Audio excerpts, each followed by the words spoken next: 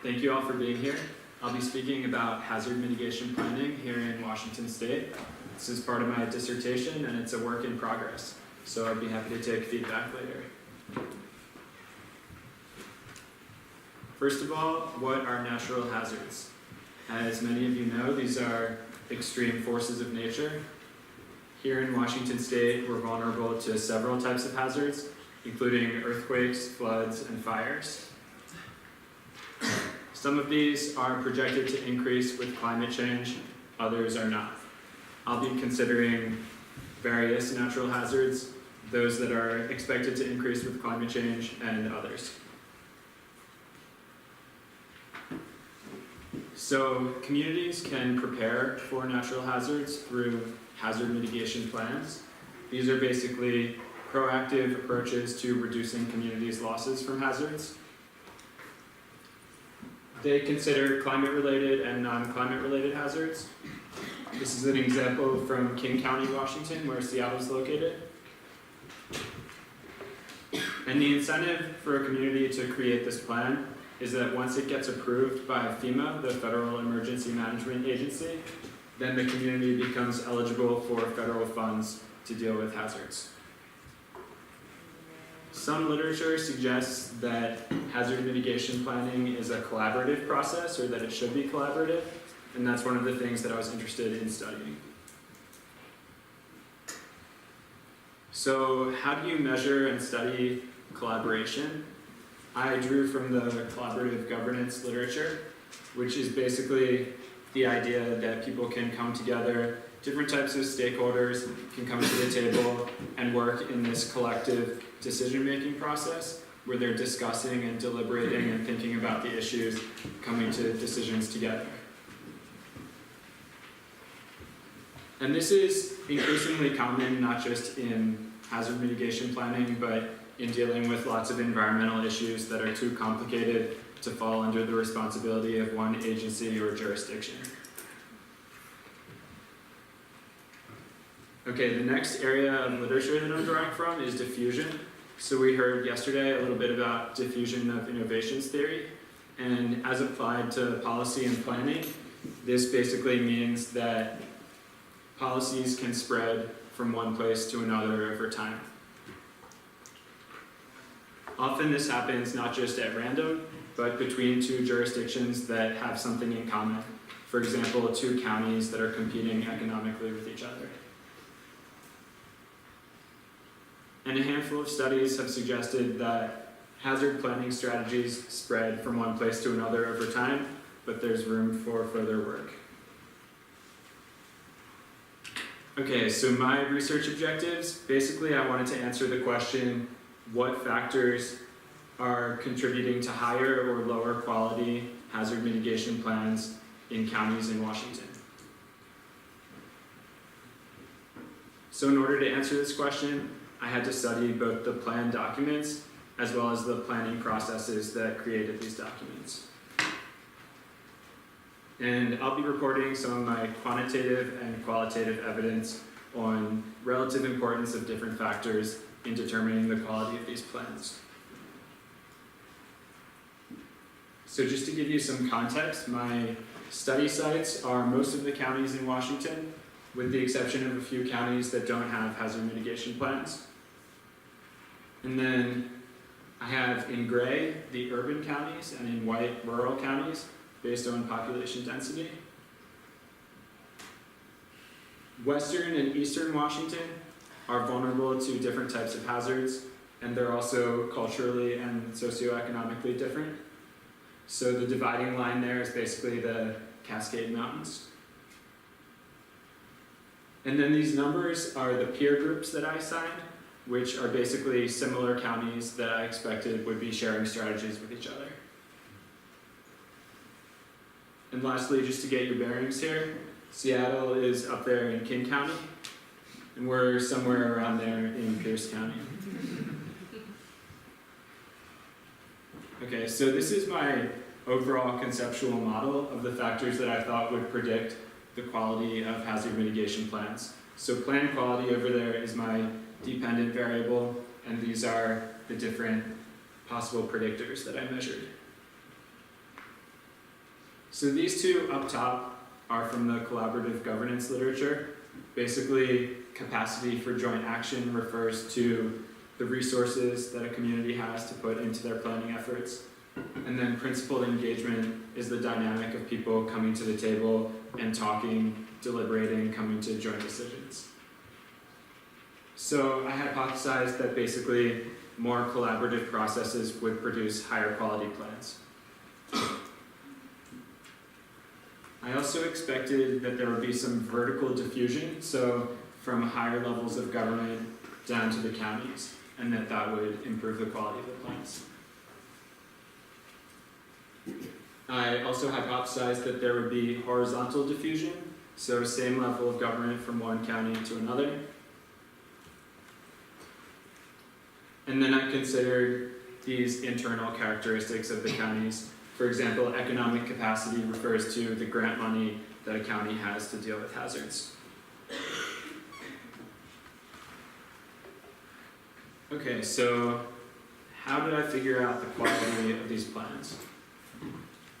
I used content analysis with an established protocol where basically I was looking for 127 different items in each of these county plans. And then for each item, I would give it a score of 0, 1, or 2, depending on whether it's absent from the plan, briefly mentioned, or discussed in detail. And then using equations from the planning literature, I was able to put all of these scores together and assign overall numerical plan quality scores for the counties. So those 127 different items fall under 7 broad categories of plan quality, such as having a clear vision statement of what the community wants to get out of the plan, and having a fact basis that's grounded in sound science. So in order to find out about how collaborative the planning processes were and whether strategies were spreading from one place to another, I wanted to talk to people who were involved in creating the plans. So I conducted an online survey questionnaire and also case studies over the phone with representatives of high scoring and low scoring plans. This is just a screenshot from part of my survey. And then what I found in terms of plan quality, there was a lot of variability. So the overall scores out of a possible 70 ranged from around 35 to 54, with King County being the highest quality. And then for those 7 components of quality, there was also some variability. So I found, for example, that category of having a strong vision statement, that generally received a high score. And other categories were weaker, for example, specific policies. In terms of collaboration, I had scaled survey items that represented indicators of those aspects of collaboration from my model. And I found overall moderately high responses for these indicators of collaboration. So the processes seem somewhat collaborative, although these responses were not significantly correlated with plan quality. So I didn't find evidence that more collaborative processes produce better plans. And then in terms of my interviews, I came across some barriers to productive planning and collaboration. So one thing that came up was that people were missing from the planning process. So several people mentioned that citizens who were unaffiliated with agencies were not coming to the planning meetings. Someone from Douglas County, which had a low scoring plan, said that it tends to be difficult to get people involved in something like this unless they feel, for example, their property rights are being infringed on.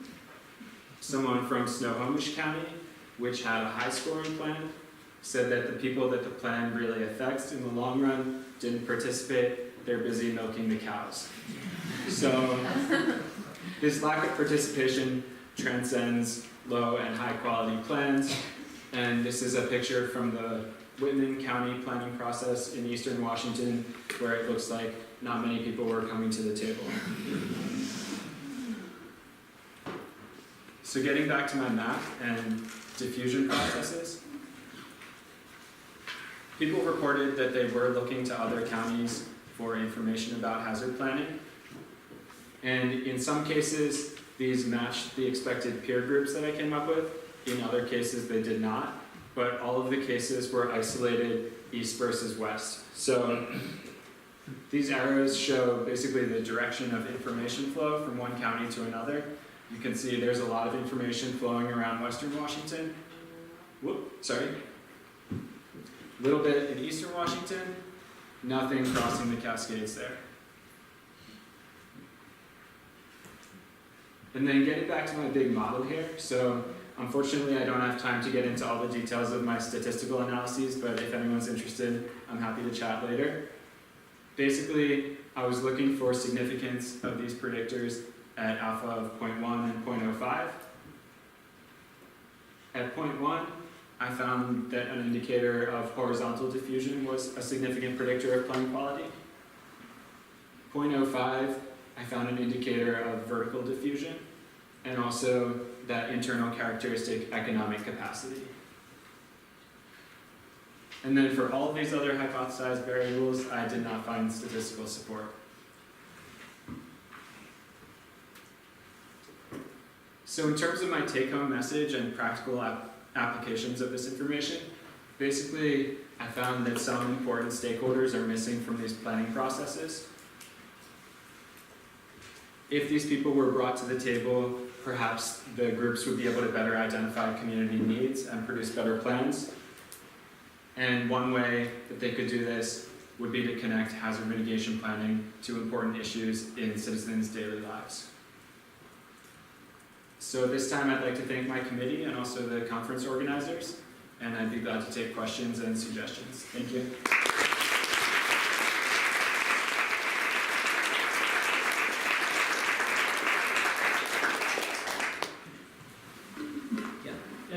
Thank you for your nice presentation. I think as you find that collaboration doesn't work for better quality planning. And I think this is for you only focused on diffusion of innovation models. As I talked to yesterday's presenter that why these models fail.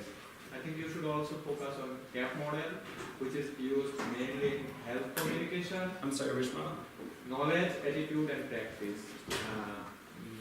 Theory of planned behavior? Or? Yeah, it should be matched with this research because we can say example of smoking. Smoking behavior. Right. Those who smoke, they know it is bad for their health, but still they smoke. So availability of knowledge doesn't necessarily mean that the people will accept it. Their attitude and practice also important, and it mainly focus on the psychology or cognitive behavior. Thank you. Okay. Good point. Other questions or comments? No. Yeah, Thomas. I want to talk more about this because I think this lines up a lot with some of the stuff I'm studying, but sort of for now, with collaborative governance, I'm curious about sort of this issue of context and how it would seem sort of initially that some counties would have better access to sort of higher capacity collaborators, having a university located in that county, or sort of high capacity NGOs. And I'm wondering sort of to what extent are you seeing that, and also just sort of in general, how does that context, collaboration, relationship play out? And are there examples of like bridging boundary organizations that are sort of working across counties to help out, or consultants that are sort of jumping through these processes and sharing lessons? Sort of how does that play out? Sort of counties, the unit of analysis, what you can have those. Definitely. So I can touch on it now, and then I'm sure you and I could talk for hours about this stuff. But one thing I did find, so some of the plans were prepared by consultants. I'm referring to those as externally generated plans, and others were prepared by, for example, a county's Department of Emergency Management, and I'm calling those internal or locally generated plans.